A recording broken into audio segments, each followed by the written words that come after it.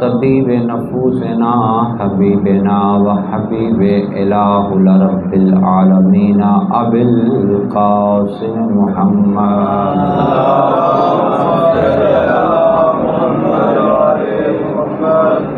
وعلی آلہ الطیبین الطاہرین المعصومین المنتجبین المنتخبین المظلومین الذین اذهب اللہ عنہم الرجس وطہرہم تطہیرا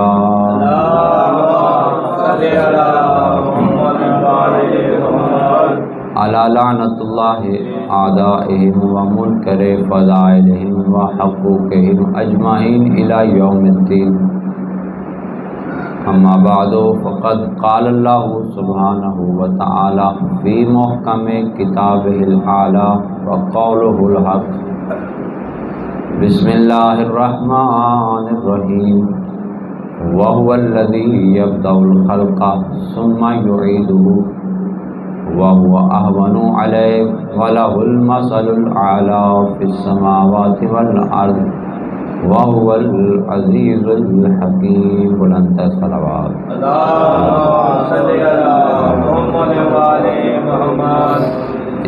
دعا ہے کہ اس ذکر کے صدقے میں حاضرین و غائبین مومنین و مومنات کی شرعی حاجات کو پورا فرمائیں۔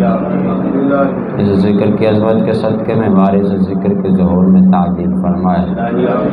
اس ذکر کے صدقے میں جمیع حادثات و مصیبات و شر سے محفوظ فرمائے۔ ہماری غلطیوں و خطاؤں سے درگزر فرمائے۔ ہماری قریب سے عبادت کو مستجاب فرمائے۔ مل کے ذرا مل کے بلند تر صلوات ہے۔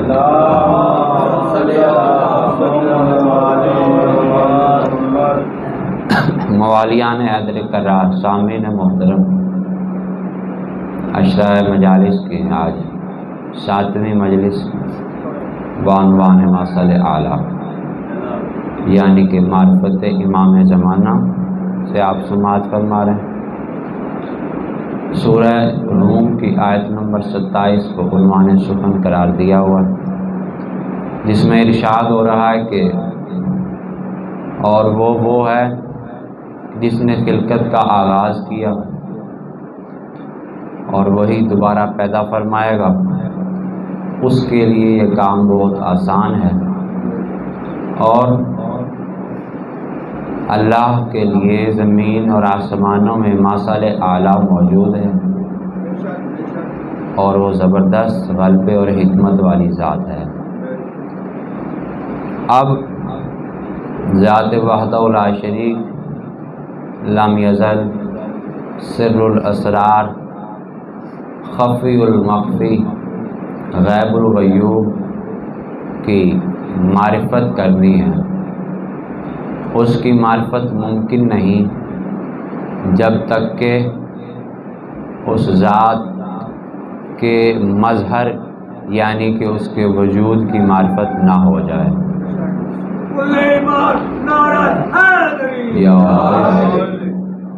اور معرفت کا طریقہ جو بتایا کہ من عرف نفسہ فقد عرف ربہ، جو اپنے نفس کو پہچان لیتا ہے گویا اپنے رب کو پہچان لیتا ہے۔ تو انسان کی ذات کی معرفت جب ہو جائے گی تو پھر اس کے رب کی معرفت بھی ہو جائے گی۔ انسان کی ذات 3 چیزوں کا مرکب، جسم و بدن، دوسری چیز نفس اور تیسری چیز روح ہے۔ بدن کو مقام مظہر حاصل ہوتا ہے، اظہار کا درجہ، کہ چھپی ہوئی جو ذات اندر موجود ہوتی ہے اس کا اظہار بدن کے ذریعے ہوتا ہے۔ اسی طریقے سے اس ذات وحدہ لا شریک جو کہ غیب الغیوب ہے، اس میں اپنی شان جل شانہ کو اور اپنی صفات کے اظہار کے لیے جن وجود مقدسہ کو منتخب کیا وہ آل محمد کے اس کائنات میں 14 چہرے موجود ہیں جن سے اس کی صفات کا اظہار ہوتا ہے۔ وجود کے بعد، جسم کے بعد ہم نے دیکھا کہ نفس ہوتا ہے، اور نفس کا کام، نفس تمام تر جذبات و کیفیات کا مرکز ہوتا ہے۔ نفس میں کیفیت اور جذبات اٹھتے ہیں، خوشی، غمی، غصہ، ناراضگی، راضی، تائب، مذاق، ہنسنا، مکر، قید، یہ ساری چیزیں، حیا، شرم، یہ کیفیات نفس ہیں۔ اور کل ہم نے قرآنی آیات سے دیکھا کہ اللہ نے اپنے لیے ایسی آیات بھی قرآن میں رکھی ہیں جنہیں آیات کیفیات کہا گیا ہے، جن میں اللہ جو ہے مذاق کرتا ہوا، کافروں کے ساتھ ہنستا ہوا، اللہ غصے بھی ہوتا ہوا، ناراض بھی ہوتا ہوا، راضی بھی ہوتا ہوا نظر آتا ہے۔ یعنی کہ جس سے یہ ثابت ہوتا ہے کہ خدا کے پاس نفس موجود ہے۔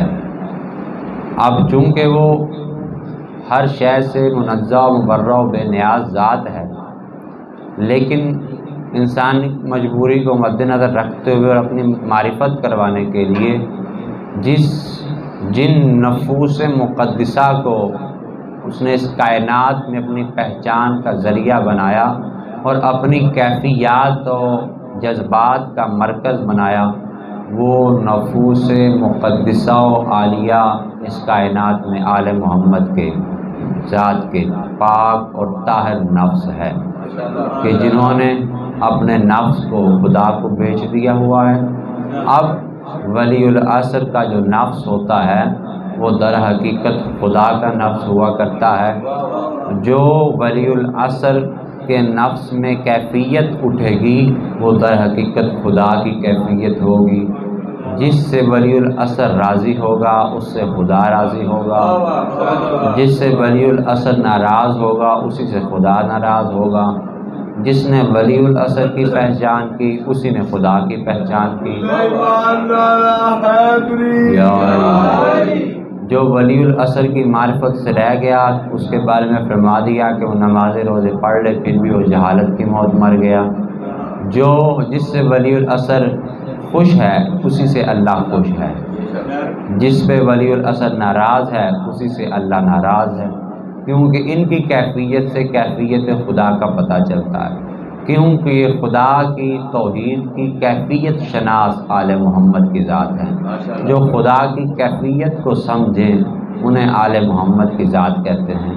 اب دیکھیں قرآن میں کتنی ہی آیات ایسی ہیں جن میں ایک جیسے الفاظ موجود ہیں، کئی آیات ہیں جن میں تکرار ہے، سیم ورڈنگ استعمال ہوئی ہے، لیکن وہ سیم ورڈنگ تو ہے لیکن اس کے پیچھے اللہ جانے اللہ کی کیا کیفیت ہے، کس جگہ پہ اللہ نے کس کیفیت سے لفظ کو کہا ہے، کہیں غصے سے کہا ہے یا روب سے کہا ہے یا خوشی میں کہا ہے۔ تو اب یہ اللہ کی کیفیت وہی سمجھ سکتے ہیں کہ جن کا نفس خدا کا نفس ہوگا، کیونکہ اس میں جو کیفیت اٹھے گی وہ کیفیت آل محمد کی ذوات مقدسہ ہی پہچان سکتی ہیں، جس کے بارے میں فرما دیا کہ وما تشاءون الا ان یشاء اللہ، آل محمد تم کچھ چاہتے ہی نہیں ہو مگر وہی چاہتے ہو جو خدا چاہتا ہو۔ مل کے صلوات پڑھ لیجیے۔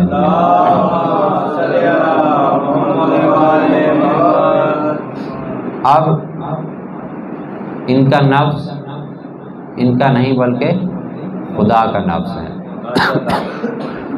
اور اللہ کے پاس نفس موجود ہے جس کے بارے میں قرآن میں فرمایا کہ ما انت تعلم ما فی نفسی و انی لا اعلم ما فی نفسک، کہ تو جانتا ہے کہ جو کچھ میرے نفس میں ہے لیکن پروردگار میں نہیں جانتا کہ تیرے نفس میں کیا ہے، تو جانتا ہے کہ میرے نفس میں کیا ہے لیکن میں نہیں جانتا تیرے نفس میں کیا ہے۔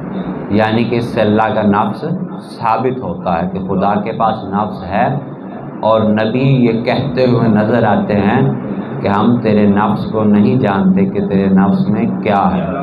جو نبی ہو کے خدا کے نفس کو پہچان نہ سکے، آج کے دور کا انسان اس نفس اللہ کی کیا پہچان کر سکتا ہے؟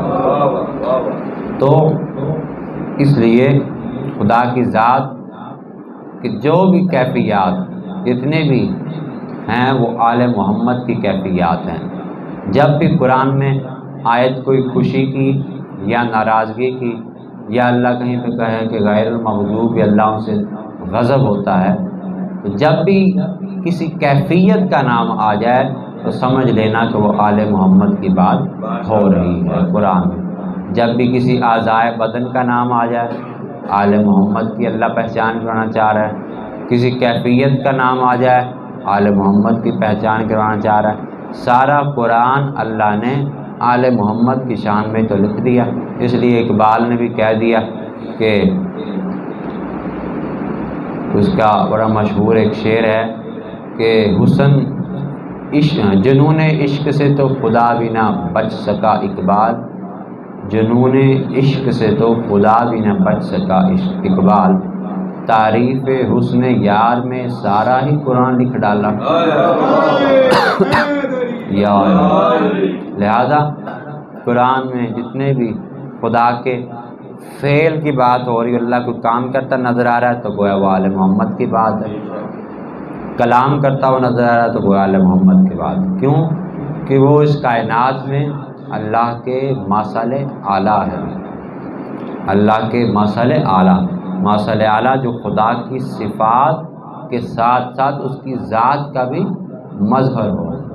اللہ کی ذات کا کائنات میں کوئی نبی بھی مظہر نہیں بنا، کوئی نبی بھی تمام صفات کا مظہر نہیں ہے، کل صفات کا کسی نبی کو مظہر نہیں بنایا۔ یہ صرف آل محمد کی ذوات مقدسہ ہیں جو اللہ کی کل صفات اور اس کی ذات کے مظہر ہیں، جبھی تو ان کو ماثل اعلیٰ کے درجے پہ فائز کیا ہے۔ مل کے صلوات پڑھ لیجیے۔ اب جب کل صفات کے مظہر ہیں آل محمد، اور پھر اس آیت میں اللہ کہہ رہا ہے کہ وہی وہ ہے جس نے خلقت کا آغاز کیا۔ اب خلق کرنا صفت خالقیت آل محمد اس کے مظہر ہیں، اس کو سمجھائیں گے کہ کیسے امیر المومنین خطبہ دے رہے ہیں اور ایک دہریہ کھڑا ہو جاتا ہے اور کہتا ہے کہ اے امیر المومنین، آپ اپنے اللہ کی تعریف بیان کریں۔ مولا کائنات نے سورہ حشر کی آخری آیات پڑھی، هو اللہ الخالق البارئ المصور لہ الاسماء الحسنی، وہ اللہ وہ ہے جو خالق بھی ہے، باری بھی ہے، مصور بھی ہے، اور جتنے بھی اسماء حسنی ہیں اس اللہ کے لیے۔ اب وہ دہریہ کہتا ہے کہ یا علی، اپنے اللہ کے خالق ہونے پہ دلیل دے، اپنے اللہ کے خالق ہونے پہ دلیل دے۔ امیر المومنین نے فرمایا اللہ کے خالق ہونے کی سب سے بڑی دلیل میں خود علی ہوں، مجھے دے۔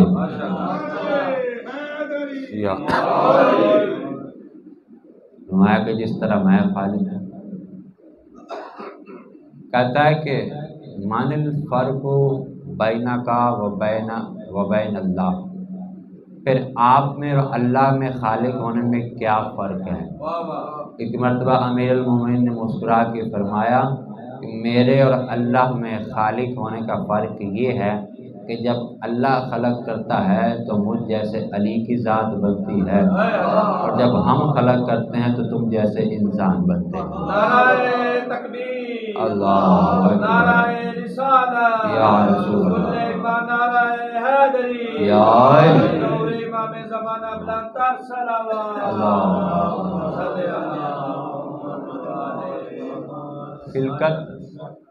خلقت دو قسم کی ہوتی ہے، ایک خلقت جو ہے امر سے ہوتی ہے، ایک خلقت جو ہے وہ مادے سے ہوتی ہے۔ جو خلقت امر سے ہوتی ہے وہ ذات وحدہ لا شریک سے منسوب ہے کہ اللہ ارادہ کرتا ہے لا شے سے شے کا بن جانا، یہ خلقت امر ہے، آل محمد امر کی خلقت ہے کہ ان سے پہلے کچھ نہ تھا، لا شے سے شے کو بنا دیا آل محمد کی زبان، اور پھر کسی شے سے ایک نئی چیز کو خلق کر دینا، یہ مادے کی خلقت ہوتی ہے۔ اب آج کا اتنا پڑھا لکھا زمانہ، سائنس نے انسان پورا پورا بنا دیا، لیکن مادہ پہلے موجود تھا تو اس سے لاکھوں چیزیں بنائی جا سکتی ہیں۔ واللہ احسن الخالقین، اللہ بہترین خلق کرنے والا ہے خالقوں میں سے۔ مطلب خود خدا کہہ رہے کہ خالق اور بھی ہے، لیکن خدا کی خلقت سب سے احسن ہے کہ اس نے آل محمد کو خلق کیا۔ تو اب جب اللہ نے آل محمد کو خلق کیا، اب اس کے بعد کا جتنا نظام ہے وہ انہی کے سپرد ہے، کیونکہ اس کے ماصل اعلیٰ ہے، اس کی کل صفات کے مظہر ہے۔ ابھی اس کی صفات کا اظہار ان کے وجود سے ہوگا۔ اگر خدا نے خود اظہار کرنا ہوتا تو پھر وہ ان کے وجود مقدسہ کو کیوں بناتا؟ وہ ظاہر ہو ہی نہیں سکتا، اس کا اظہار ممکن نہیں۔ اس کی ہر صفت کا اظہار اس وجود سے ہو، کیونکہ یہ اس کا وجود ہے، اور ذات نفس کی جتنے بھی کمالات ہیں وہ اس بدن سے ظاہر ہوتے ہیں، اور خدا کے جو بدن اس کائنات میں موجود ہیں، اس کے اعضاء ید اللہ، عین اللہ، لسان اللہ، جنب اللہ، قدم اللہ، آل محمد کی ذات کوئی ہاتھ کا کام ہوگا تو آل محمد سے صادر ہوگا۔ یا ابلیس ما منعک ان تسجد آدم لما خلقت بیدی، ابلیس تجھے کس شے نے منع کیا کہ تو آدم کو سجدہ نہ کر جسے میں نے دو ہاتھوں سے خلق؟ چلو ایک ہاتھ ہوتا تو کچھ نہ کچھ مولوی ڈنڈی مارتے، اب اللہ نے کٹھے انسان کی طرف دو ہاتھ تو ہیں۔ اب وہ دو ہاتھ جو ہیں اس کائنات میں وہ ڈھونڈنے پڑیں گے، وہ دو ہاتھ کون سے ہیں جس نے آدم کو خلق کیا۔ تو ایک مرتبہ ممبر سلونی سے خطیب سلونی ببانگ دوہر ارشاد فرماتے ہوئے نظر آتے ہیں، خمرت طینۃ آدم اربعین صباحا، اے لوگوں یاد رکھو وہ میں علی تھا کہ جس نے 40 صبح آدم کی مٹی کو گوندا تھا، 40 صبح۔ اب دیکھیں یہاں پہ امیر المومنین کی شان تو ہے، لیکن وہ اتنے کمال کی شان بھی میری نظر میں یہ نہیں ہے، کیونکہ اللہ نے علی کو ہی کیوں کہا کہ وہ 40 دن یہاں پہ فرشتوں کی ڈیوٹیاں لگا دی ہیں۔ اچھا، ایک آل محمد تو خدا کے مقام مظہریت پہ فائد ہے، ایک مقام عالیت ہے، عالیت، اعلیٰ، کوئی اعلیٰ، جیسے آگ کے انگارے کو اٹھانے کے لیے چمٹا ہوتا ہے، اور جتنے بھی آلے ہوتے ہیں وہ آلے محتاج ہوتے ہیں جسم کے، آلہ کبھی بھی خود کام نہیں کر سکتا، آلہ جسم کا محتاج، یا تو ہاتھ کا محتاج ہوتا ہے یا اعضائے جسم کا۔ جتنے بھی ملائکہ ہیں یہ مقام عالیت پہ فائز ہے، یہ اپنی مرضی سے کچھ نہیں کرتے، یہ بطور آلے کے طور پہ استعمال ہوتے ہیں، اور ان آلے پہ جو مکمل تصرف ہوتا ہے وہ مقام بدن کا ہوتا ہے، اور مقام بدن مقام مظہریت ہے، اور مقام مظہریت پہ ولی الاثر کی ذات ہوتی ہے، یعنی کہ جو بھی وقت کی حجت ہوتی ہے تمام فرشتے اس کے لیے اعلیٰ ہوتے ہیں۔ اعلیٰ اپنی مرضی سے کوئی کام کر ہی نہیں سکتا، فرشتہ جو بھی کام کرے گا سب سے پہلے ولی الاصل ولی الامر کی ذات سے اجازت لے گا، پھر اس سے آگے وہ کام کرے گا۔ مقام عالیت، مل کے صلوات پڑھ لیجیے۔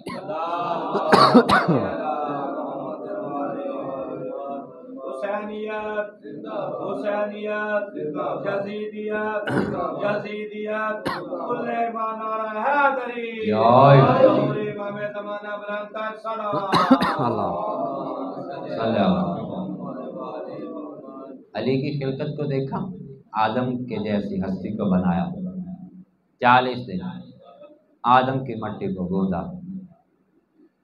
یا علی آپ نے خود کیوں گوندا؟ آپ تو مقام مظہریت پہ فائز ہیں، یہ کام تو مقام عالیت کا، آلے کا کام ہے، فرشتوں کی ڈیوٹی لگاتے ہیں، وہ مٹی گوندنے بیٹھ جاتے ہیں۔ تو ندائے بوتراب آئے گی کہ حکیم کا قول حکمت سے خالی نہیں ہوتا۔ آدم مسجود ملک بننے تھے، اور جو مل کے صلوات پڑھ لیجیے کی دیر بعد آنا، مل کے صلوات پڑھ لیجیے۔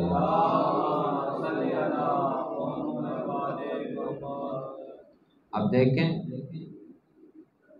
مقام عالیت پہ تو ملائکہ فائز ہیں اور حجت ان کی ڈیوٹی لگا دیتے مٹی کو، لیکن چونکہ آدم مسجود ملک بننے تھے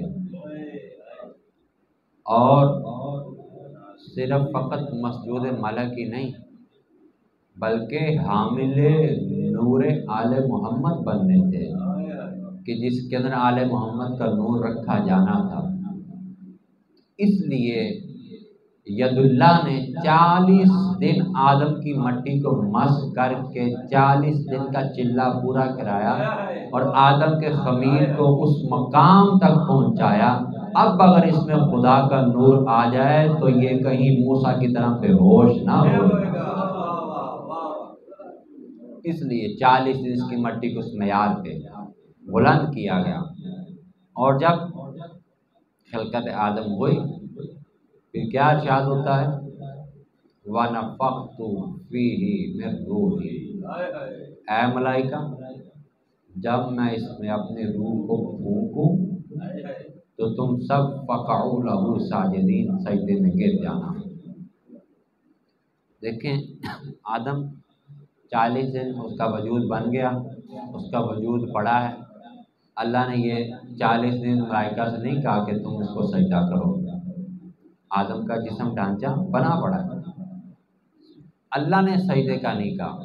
سجدے کا اس وقت کہا کہ جب فَإِذَا سَوَّيْتُهُ وَنَفَخْتُهُ فِيهِ مِن رُوحِي، جب میں اسے بنا لوں اور پھر اس میں روح پھونک لوں پھر سجدہ کرنا، یعنی کہ سجدہ جسم آدم کو نہیں ہے، سجدہ در حقیقت روح اللہ کو تھا جو اللہ نے اپنی روح آدم میں پھونکی تھی، در حقیقت اس کو سجدہ ہونا تھا۔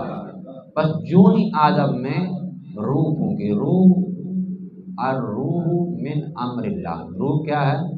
روح اللہ کا امر ہے، یعنی اس اللہ کے امر میں سے مکمل روح نہیں پھونکی، تھوڑی سی روح پھونکی۔ اور نفخت فیہ من روحی، جب میں اپنی روح میں سے کچھ روح آدم میں پھونکوں تو ملائکہ تم اسے سجدہ کرنا۔ بس جب اللہ نے اپنے امر میں سے، امر کا حصہ روح ہے، امر کا جزو روح ہے، اور روح بھی مکمل نہیں بلکہ روح کا بھی جزو، اللہ نے اپنے جزو کا بھی ایک چھوٹا سا جزو آدم میں رکھا۔ اللہ نے اپنے امر کا جزو روح اور پھر مکمل روح نہیں، اس کا بھی جزو تھوڑی سی روح آدم میں رکھی، تو اب کہا کہ آدم اس لائق ہو چکا ہے اسے سجدہ کیا جائے۔ آدم میں اللہ کے امر کا جزو آیا تھا تو وہ مسجود ملک بنا، مکمل امر نہیں آیا تھا۔ تو جن کو اللہ نے اپنا کل امر کا مالک بنا کے ولی الامر کر دیا ہو، اس کی تعظیم کا سجدہ کیوں واجب نہیں ہے؟ جب اس کے تعظیم کے سجدے سے انکار کریں گے تو پھر سورۃ نون والقلم کی آیات ارشاد ہو رہا ہے، یوم یکشف عن الساق، اس دن جب خدا ساق سے پردہ ہٹائے گا، سین الف ساق قاف دو نقطے والا ساق، اس کے معنی لکھا گیا پنڈلی، اللہ کی پنڈلی۔ چلو اچھا ہوا، اگر خدا کی پنڈلی ہے تو پھر اس سے مکمل ثابت ہو گیا کہ جہاں بھی کس خدا کے کسی جسم کی بات ہے یعنی کہ وہ آل محمد کی بات ہی ہو رہی ہے۔ ہمارے کنسیپٹ میں تو خدا کا کوئی جسم ہے ہی نہیں۔ اگر جسم کی بات جب بھی کی ہے یعنی کہ وہ اللہ مقام مظہر کو اجاگر کر رہا ہے، اللہ اپنے مقام مظہر، اپنے جو ہے مظہر ذات کی پہچان کروا رہا ہے۔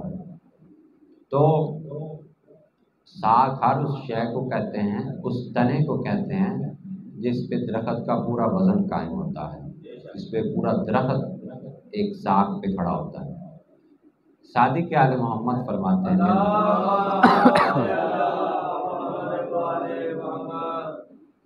کہ ساکھ سے مراد در حقیقت ہم آل محمد کا نور ہے۔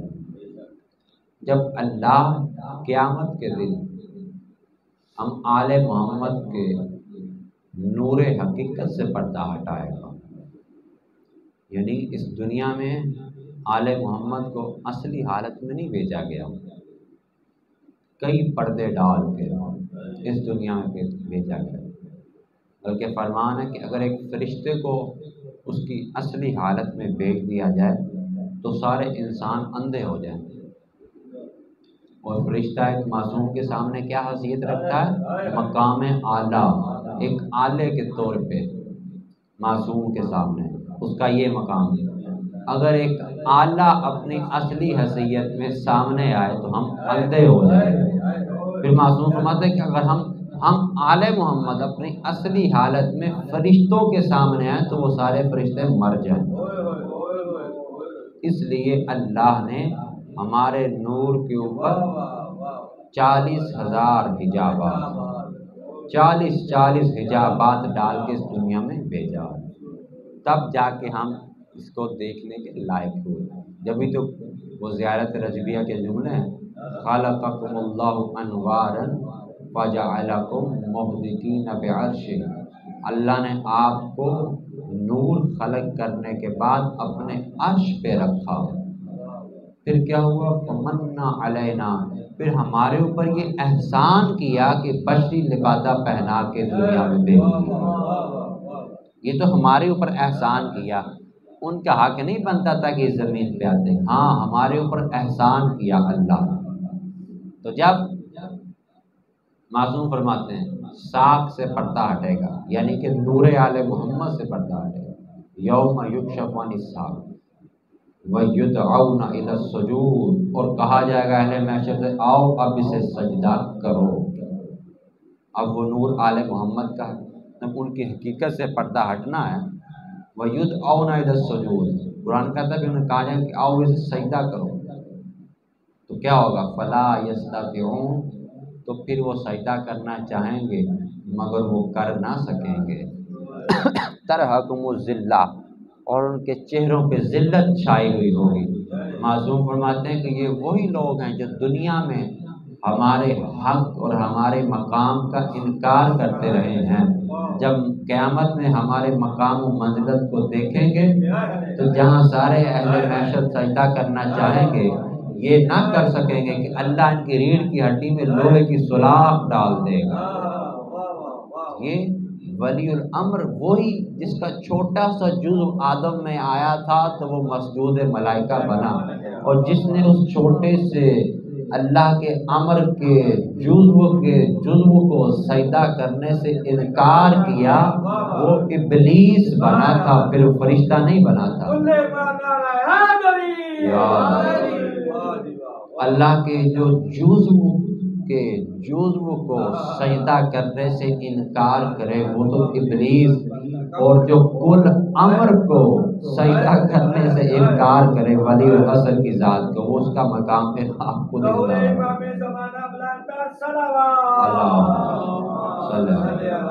محمد اصحاب و انصار اور جوانان بنی ہاشم بیٹھے ہوئے۔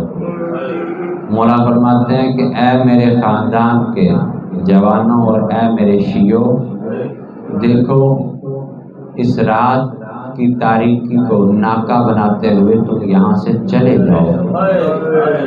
ان لوگوں کو مجھ سے غرض ہے، تجھ سے غرض نہیں ہے۔ دیکھو یہ حتمی فیصلہ ہے کہ کل مجھے یہ لوگ شہید کر دیں گے۔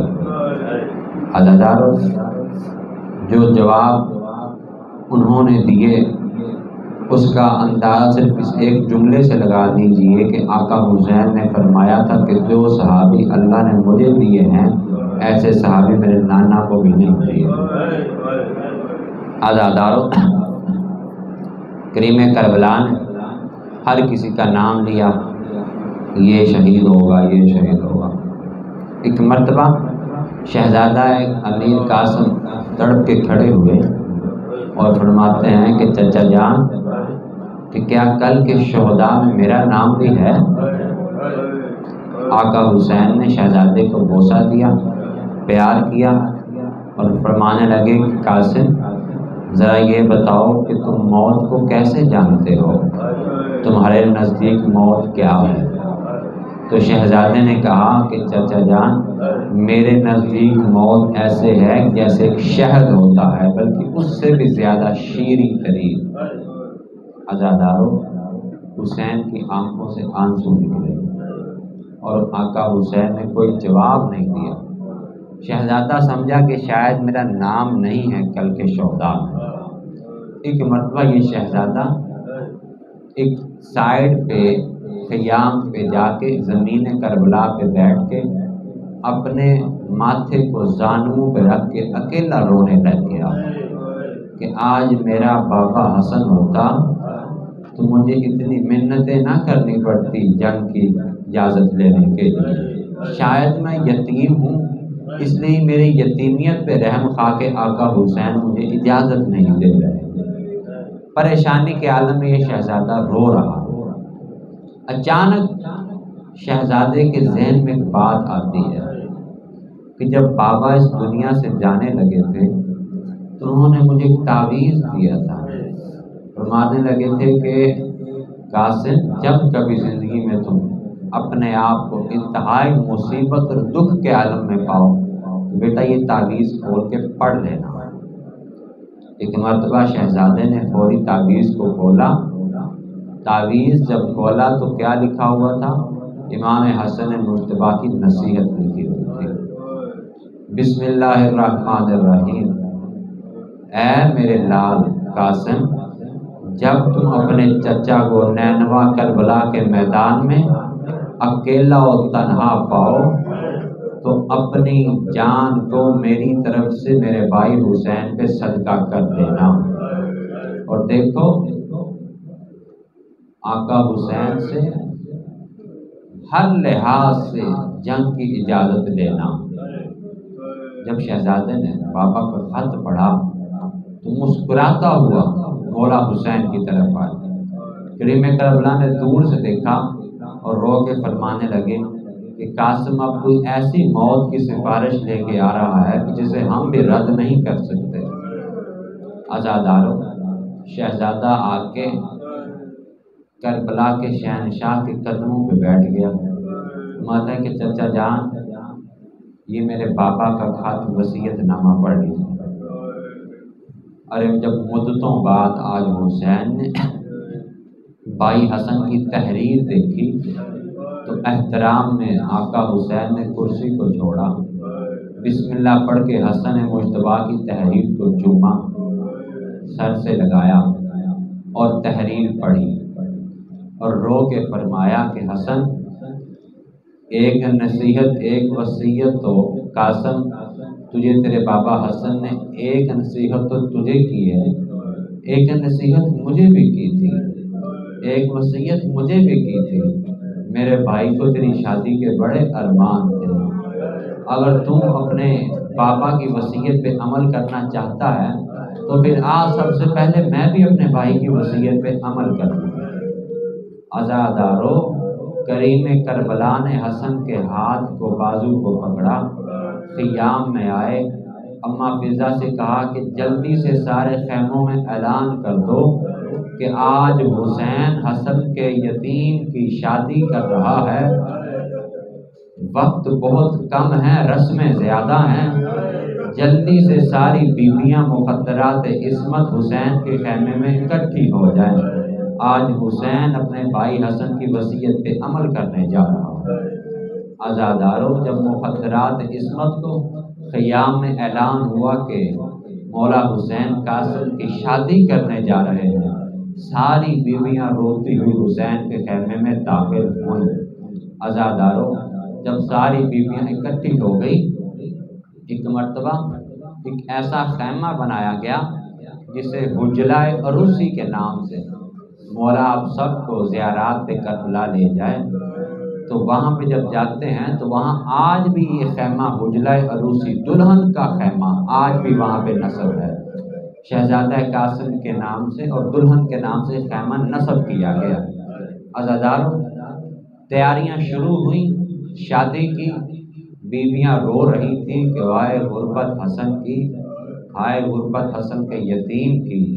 عزاداروں، ایک مرتبہ مولا حسین جناب امیر قاسم کی والدہ کے پاس آئے، فرماتے ہیں کہ اے بھابی جان، ہر ماں کو آس ہوتی ہے اپنے بیٹے کی شادی کی، اور وہ بچپن ہی سے اپنے بیٹے کے شادی کا لباس تیار کرتی ہے۔ کیا آپ نے قاسم کے لیے کوئی شادی کا نیا جوڑا تیار کیا ہے؟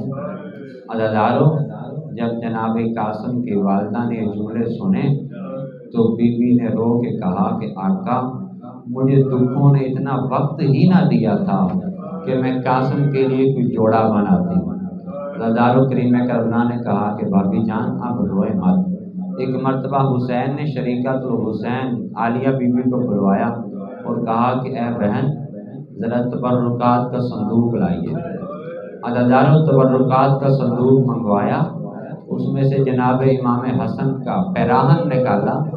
کریم کربلا نے اپنے ہاتھ سے خود امیر قاسم کو مولا حسن کا پیراہن پہنوایا، پھر اس میں سے مولا حسن کا عمامہ نکالا۔ کریم کربلا نے تمام مخدرات عصمت کو اکٹھا کیا اور مرکز میں حسن کو دلہا بنانا شروع کیا۔ ایک مرتبہ کربلا کا غریب دلہا کو تیار کرتے ہوئے حسن کا امامہ باندھ رہا ہے، امامہ باندھتے باندھتے باندھتے آخر پہ آ کے امامے کے ایک حصے کو دو حصوں میں پھاڑ دیا۔ ایک حصے سے تحت الحنک باندھا اور ایک حصے سے جناب امیر قاسم کے ماتھے کا صحرا بنایا۔ عرب کا یہ رواج تھا کہ ماتھے پہ صحرا اس طریقے سے پٹی کی طرح لٹکایا جاتا تھا، لیکن علامہ دربندی لکھتے ہیں کہ اس میں 3 وجہ ہو سکتی ہیں کہ مولا حسین نے جناب امیر قاسم کے چہرے کو کیوں چھپایا، اور میں اس کی 3 وجہ ہو سکتی ہے۔ ایک وجہ تو یہ تھی کہ جناب قاسم کا جسم اتنا نازک تھا کہ وہ کربلا کی گرمی کو برداشت نہ کر سکتے تھے کہ جب جنگ کے لیے جائیں گے سورج کی دھوپ سے بچ سکے۔ دوسرا، قاسم حسن و جمال میں اس کمال پہ تھا کہ حسین نے چاہا کسی بد نظرے کی میرے قاسم کو نظر نہ لگ جائے۔ عزاداروں، تیسرا جو ہے وہ دلہے کے صحرے کے طور پر اس طریقے سے لٹکایا جاتا تھا۔ عزاداروں، دلہے کو تیار کیا۔ ایک مرتبہ حسین نے فرمایا کہ اے بہن، ذرا دلہن کو بھی تیار کر لیجیے۔ عزاداروں، کریم کربلا کی بیٹی کو تیار کیا گیا، کربلا کے میدان میں حجلہ عروسی کو منعقد کیا گیا، خیمہ لگایا گیا، دونوں کو، دلہے اور دلہن کو۔ ایک مرتبہ کریم کربلا خود فرماتے ہیں کہ اے بہن زینب، مجھے میری بیٹی کے خیمے میں خود لے جاؤ، دلہن کے خیمے میں لے جاؤ۔ عزاداروں، ایک مرتبہ کریم کربلا خیمے میں داخل ہوتے ہیں، بیٹی کی پیشانی پہ بوسہ دیتے ہیں، رو کے کہتے ہیں کہ بیٹا، تیرا پاپا کی مجبوریاں ہیں کہ آج اس غربت کے عالم میں تیری شادی کر رہا ہوں۔ عزاداروں، ایک مرتبہ بیٹی کی پیشانی کو چوما، اور جیسے دلہن کو سہارا دیا جاتا ہے اسی طرح کریم کربلا نے بیٹی کا بازو پکڑ کے سہارا دیا اور اس حجلہ عروسی میں لا کے بیٹھا دیا، ادھر سے دلہے کو بھی بیٹھا دیا، اور جناب غازی عباس سے کہا کہ عباس خطبہ نکاح تو پڑھ۔ عزاداروں، ذرا تصور کیجیے کہ عباس کے جگر پہ کیا گزر رہی ہوگی کہ ایک رات کی دلہن ہے حسین کی بیٹی اور خطبہ نکاح پڑھ رہا ہے عباس، ساری بیویوں میں کوہرام بپا ہے۔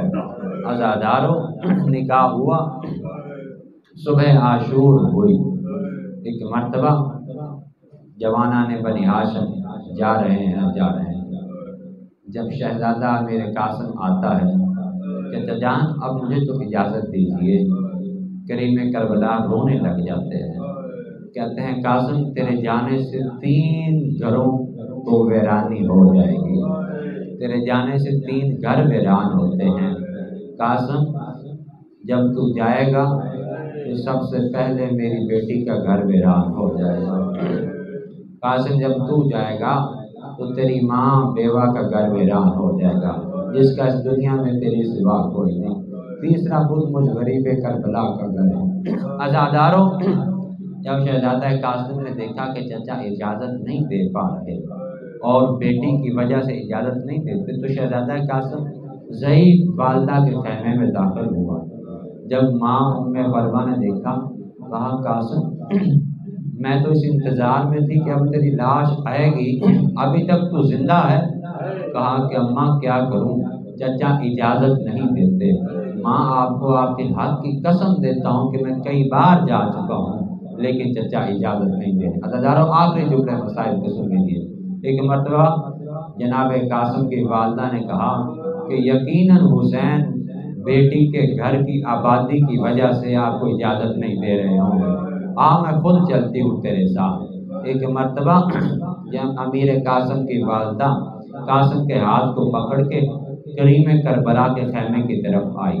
ایک مرتبہ کربلا کا شہنشاہ بیٹھا ہوا ہے تخت پہ، جب بابی کو آتے ہوئے دیکھا تو کہا عباس جلدی کرو، میرے بھائی حسن کا حرم آ رہا ہے، کرسی کا اہتمام کرو۔ ایک مرتبہ جب امیر قاسم کی والدہ پہنچی تو قدموں میں بیٹھ گئی اور رو کے کہنے لگی کہ آپ میرے بھائی بھی ہیں اور سید و سردار بھی ہیں، میرے سردار بھی ہیں۔ آقا میں نے آج تک حسن کے دنیا سے جانے کے بعد 10 سال میں آپ سے کچھ نہیں مانگا، آج مانگنے آئی ہوں۔ عزاداروں آج میں سائل بن کے آئی ہوں، آپ سردار ہیں، سید ہیں، میں آپ کے گھر کی کنیز ہوں، میں آپ سے کچھ مانگنا چاہتی ہوں۔ کریم کربلا کی آنکھوں سے آنسو جاری ہوئے، رو کے فرماتے ہیں کہ فرما جو تو مانگ رہی ہے یہ بہت قیمتی چیز مانگ رہی ہے۔ عزاداروں بی بی نے مشکل سے قاسم کو اجازت دے کے دی۔ ایک مرتبہ حسین نے قاسم کو سینے سے لگایا، روایت میں لکھا کہ اتنا روئے کہ چچا اور بھتیجے پہ گشت طاری ہو گیا، کربلا کی زمین پہ گر گئے۔ عزاداروں شہزادہ قاسم نے آقا حسین کے قدموں کو چومنا شروع کیا، ہاتھوں کو چومنا شروع کیا، کہا کہ چچا جان اب اجازت دے دیجیے۔ حسین نے قاسم کے پیار کو دیکھ کے مجبور ہو کہا کہ قاسم اللہ حافظ، طرح جا میرے بیٹے۔ خود جناب امیر قاسم کو سوار کیا۔ عزاداروں میدان جنگ میں جب یہ شہزادہ داخل ہوتا ہے، عرب کا رواج تھا کہ جب کوئی 2 قبیلے جنگ کر رہے ہوتے تھے، مدتوں سے جب جنگیں آ رہی ہوتی تھی، تو یا تو اس جنگ کو ختم کرنے کے لیے مخالف سمت سے ایک قبیلہ اپنی عورت کو بھیجتا تھا نکاح کرا کے، اور وہ مخالف قبیلے والوں کے پاس جا کے کہتے تھے دیکھو میں تمہارے مخالف قبیلے کی عزت ہوں اور ان کی طرف سے معافی مانگنے آئی ہوں، صلح کر لو۔ تو وہ قبیلے والے اس کے جرم کو معاف کر دیتے تھے اور صلح کر لیتے تھے۔ یا اگر کوئی قبیلہ اپنی کسی عورت کو نہیں بھیجتا تھا تو ان دنوں میں جلدی سے کسی اپنے بیٹے کی شادی کا اہتمام کرتا تھا اور پھر خود دلہے کو بھیجتا تھا کہ دلہا خود جائے قبیلے کی طرف اور دلہا خود جا کے جو ہے صلح کا مقام پیدا کرے۔ عزادار حسین کی مصلحت بھی یہی تھی، امیر قاسم کی شادی کی حجت تمام کرنی تھی، شہزادے کو دلہا بنا کے سوار کیا تاکہ نانا کی امت پہ حجت تمام ہو جائے۔ عزاداروں ایک مرتبہ قاسم نے ایسی جنگ کی شجاعت حیدری کا مظاہرہ کیا، میمنہ کو میسرہ، میسرہ کو میمنہ۔ ارزق نامی سب سے بڑا جنگجو تھا جو ہزاروں پہ اکیلا لڑتا تھا۔ عزاداروں یہ مقابلے میں آیا، جنگ کی جناب امیر قاسم نے سے فنار کیا۔ عزاداروں ابن سعد نے کہا کہ یہ حیدر کا لخت جگر ہے، یہ خون حیدر ہے، اس طریقے سے یہ ہمارے قابو میں نہیں آئے گا، اکٹھے حملہ کرو۔ جب اکٹھے حملہ کیا تو کربلا کی زمین کی خاک اڑنا شروع ہوئی، جب خاک اڑی تو اب امیر قاسم کو کچھ نظر نہ آیا۔ ان لائنوں نے دھوکے سے جناب امیر قاسم کو غرض کا وار کیا۔ اب عزادارو حسن کے یتیم سے زین چھوڑی۔ زین کا چھوٹنا تھا کہ زمین کربلا کو زینت بخشی اور رو کے کہا کہ یا اماں ہو، اے میرے چچا حسین میری مدد کو پہنچو۔ ادھر سے حسین آئے، ادھر سے غازی عباس آئے۔ جب لائنوں دیکھا کہ عباس آ رہے ہیں، انہوں نے عباس کے خوف سے ڈرتے ہوئے گھوڑوں کو بھگانا شروع کیا۔ عزاداروں جب گھوڑے بھاگے تو گھوڑے صرف فقط گھوڑے نہیں بھاگے بلکہ قاسم کی لاش کو پامال کرتے ہوئے گزر گئے۔ عزاداروں جب حسین کربلا کے میدان میں پہنچا ہے، رو کے کہتا ہے کہ اے قاسم کدھر ہے تو، ضعیف چچا کی مدد کرنا۔ عزاداروں رو کے نجف کی جنت البقیع کی طرف منہ کیا اور کہا کہ اے بھائی حسن، آج ذرا اپنے بھائی کی غربت کو دیکھ، زہر کھا لینا بہت آسان ہے، کربلا کے میدان میں اکبر کے جگر سے برچی نکالنا بہت مشکل ہے، ذرا آپ اپنے بھائی کی مدد کو پہنچ۔ عزاداروں ایک طرف سے آواز آئی، اے حسین کیوں پریشان ہے، میں حسن حاضر ہوں۔ عزاداروں حسین نے اپنی آبا کو اتارا اور جناب قاسم کی لاش کے ٹکڑے آبا میں رکھنا شروع کیے۔ ایک مرتبہ عباس کی لاش کو ایک گٹھری میں اکٹھا کیا اور امت کا دیا ہوا صلہ ایک گٹھری میں عزادار حسین نے سینے سے لگایا اور خیمے میں داخل ہوئے۔ اور جب بیبیوں نے دیکھا کہ قاسم نہیں آیا، رو کے کہا جناب قاسم کی والدہ نے کہ آقا کیا میرے بیٹے نے وفا نہیں کی جو اس کی لاش کو نہیں لے کے آئے؟ ایک مرتبہ حسین نے رو کے کہا کہ ام فروا جیسے تیرے بیٹے نے وفا کی اس طرح کسی نے نہیں کی۔ اللہ لعنت اللہ قوم وسیعلم الذین ایمنوا۔